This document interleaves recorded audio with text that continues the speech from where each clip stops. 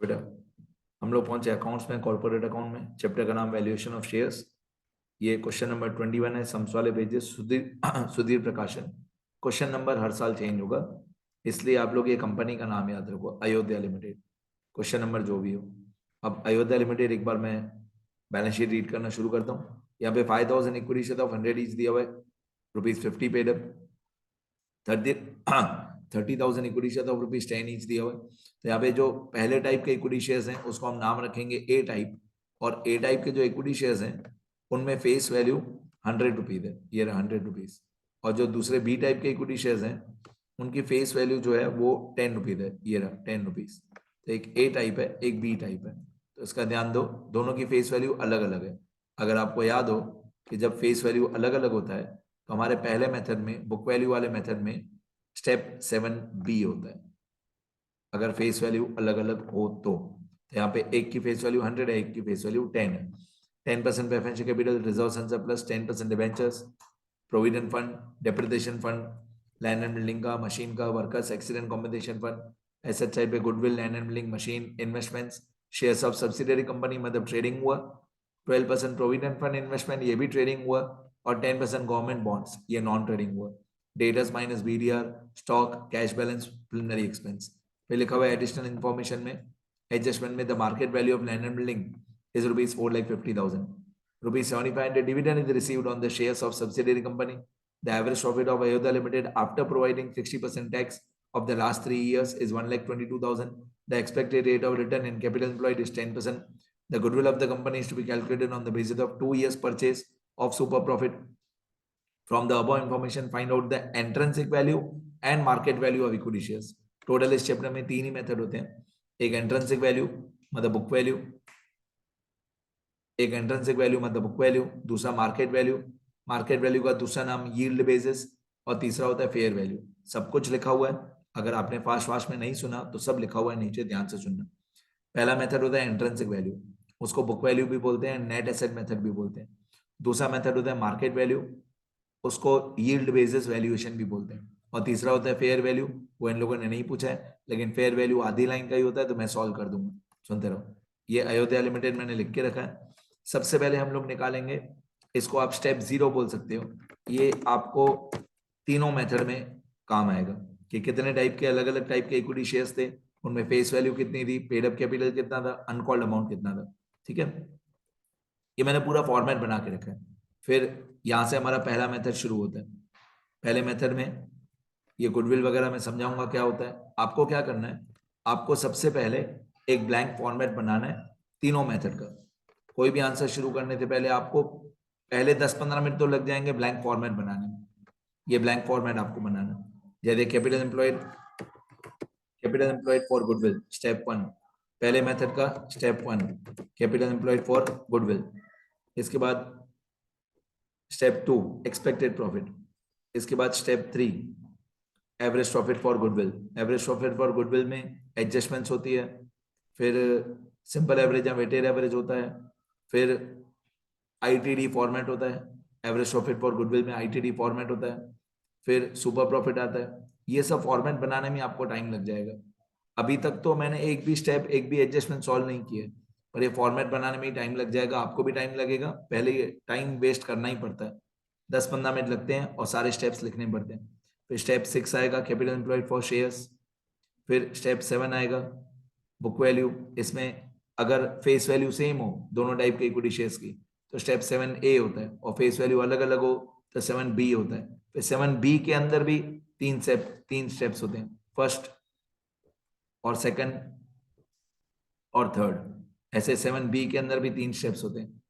ठीक है, उसके बाद आता है market value method. Market value method छोटा ही होता है, ये वाला मार्केट वैल्यू मेथड ये छोटा ही होता है।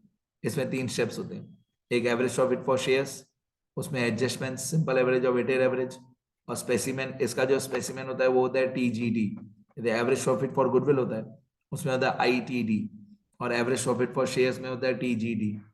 इसके बाद step 2, rate of dividend. Step 2 होता है रेट ऑफ डिविडेंड। इसके बाद स्टेप 3 होता है market value per equity share. ठीक है, टाइप ए का, टाइप बी का। उसके बाद आता है फेयर वैल्यू, यहाँ पे फेयर वैल्यू आता है।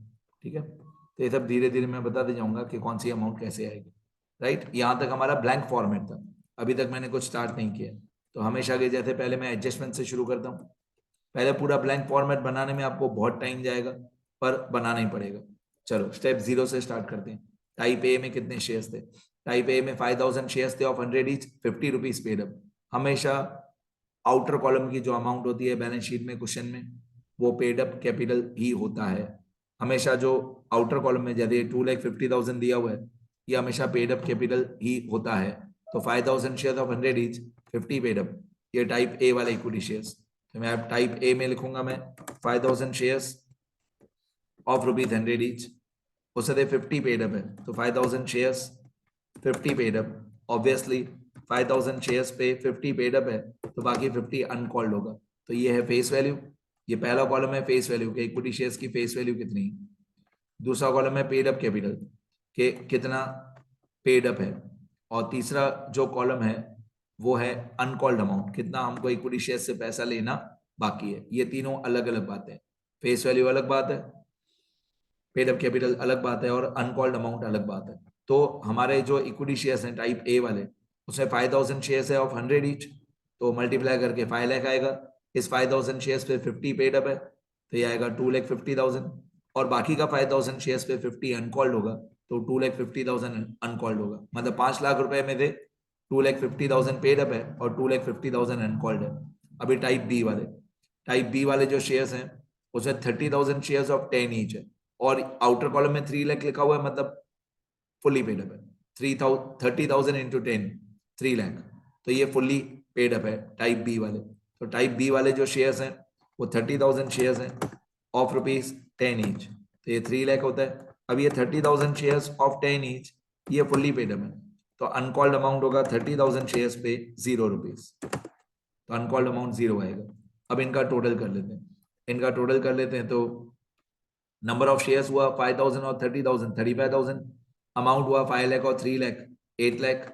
नंबर ऑफ शेयर्स हुआ 5000 और 30,000, 35,000। अमाउंट हुआ 250 और 3 लाख, 5 लाख 50,000। फिर नंबर ऑफ शेयर्स हुआ 5000 और 30,000, 35,000। अमाउंट 2 लाख 50,000 और 0, 2 लाख 50,000। तो इस तरीके से सबका टोटल कर लिया। अब एडजस्टमेंट शुरू करते हैं। ये जो स्टेप 0 है, ये बहुत काम आएगा सब जगह पे, ध्यान देना। आगे आगे बढ़ते हैं। एडजस्टमेंट नंबर 1, एडजस्टमेंट नंबर 1 में लिखा था market value of land and building is 4,50,000।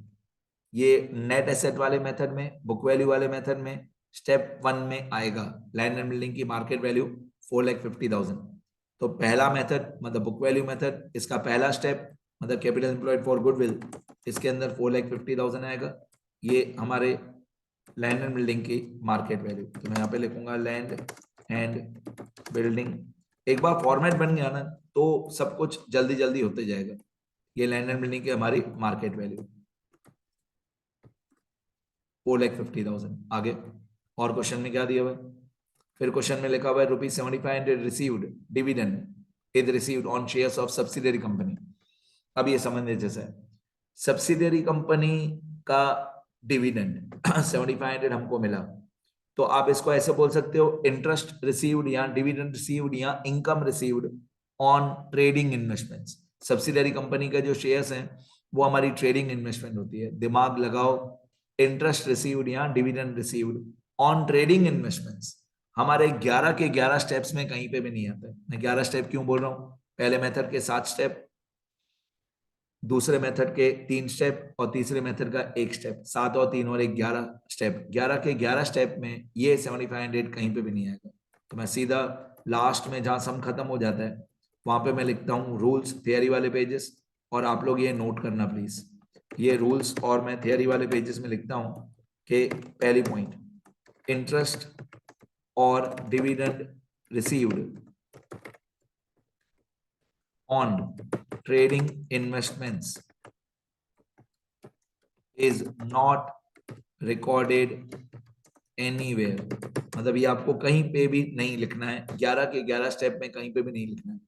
Trading investment मतलब जो शेयर्स ऑफ सब्सिडियरी कंपनी दिया हुआ था, जो शेयर्स ऑफ सब्सिडियरी कंपनी दिया हुआ था, shares of subsidiary company is an example of trading investment. वैसे ट्रेडिंग इन्वेस्टमेंट बहुत सारी होती है, पर सब्सिडियरी कंपनी के शेयर्स ये भी ट्रेडिंग इन्वेस्टमेंट होता है। ये रूल्स आप लोग लिखोगे थियरी वाले पेजेस में, अभी नहीं, जब पूरा video lecture 2 part 3 part video lecture बनेंगे उसके बाद। अभी पूरा सिर्फ समझते जाओ, अभी कुछ लिखना नहीं। नेक्स्ट, अब एडजस्टमेंट 2 का कोई भी कहीं पे भी इफेक्ट नहीं होगा। फॉर्मेट याद करो, ट्रेडिंग इन्वेस्टमेंट का इंटरेस्ट कहीं पे भी नहीं आता है, इंटरेस्ट ऑन ट्रेडिंग इन्वेस्टमेंट कहीं पे भी नहीं आता है। Third adjustment, the average profit of Ayodhya limited after providing 60% tax of the last 3 years is 1,22,000। पहली बात तो मेरे को आफ्टर टैक्स नहीं चाहिए, मेरे को बिफोर टैक्स ही चाहिए।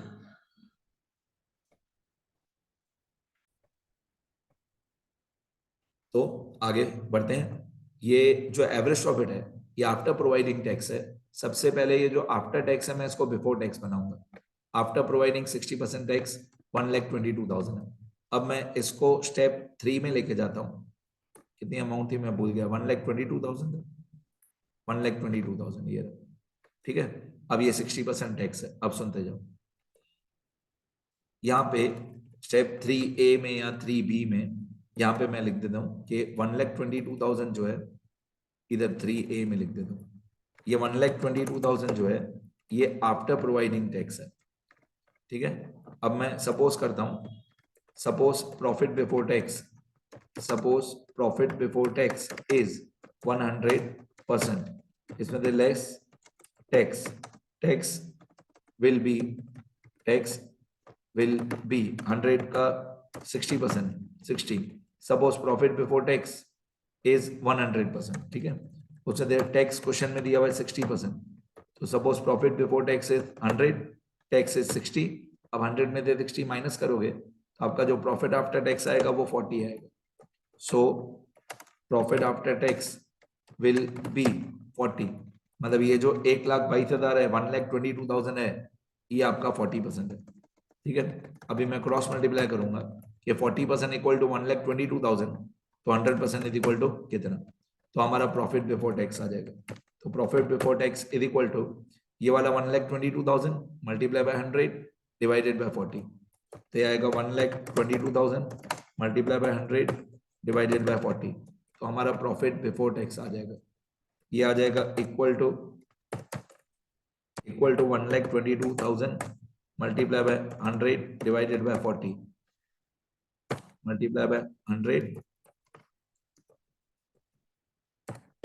divide by 40। तो ये आएगा 3,05,000। 1,22,000 मल्टीप्लाई बाय 100 अपॉन 40, 3,05,000। अब ये जो 3,05,000 आया ये प्रॉफिट बिफोर टैक्स आया। ये बहुत काम का है। अब जहां जहां पे भी टैक्स का फॉर्मेट होगा, आईटीडी में भी और टीजीडी में भी, जहां जहां पे भी टैक्स होगा, आईटीडी में भी टैक्स होता है, ये रहा, इधर मैं लिख दूंगा 60%। क्वेश्चन में दिया हुआ है 60%, तो ये 60% यहाँ पे भी काम आएगा। और एक टीजीडी होता है एवरेज प्रॉफिट फॉर शेयर्स में, उसमें स्पेसिमेन में टीजीडी होता है, ये एवरेज प्रॉफिट फॉर शेयर्स, इसका टीजीडी होता है, इसमें भी मैं 60% कर दूंगा। ये 60% याद रखना, जहां जहां पे भी हमको टैक्स निकालना होगा वहां पे 60% ही होगा। ठीक है, क्वेश्चन में बोला हुआ है 60% टैक्स, सुनते रहो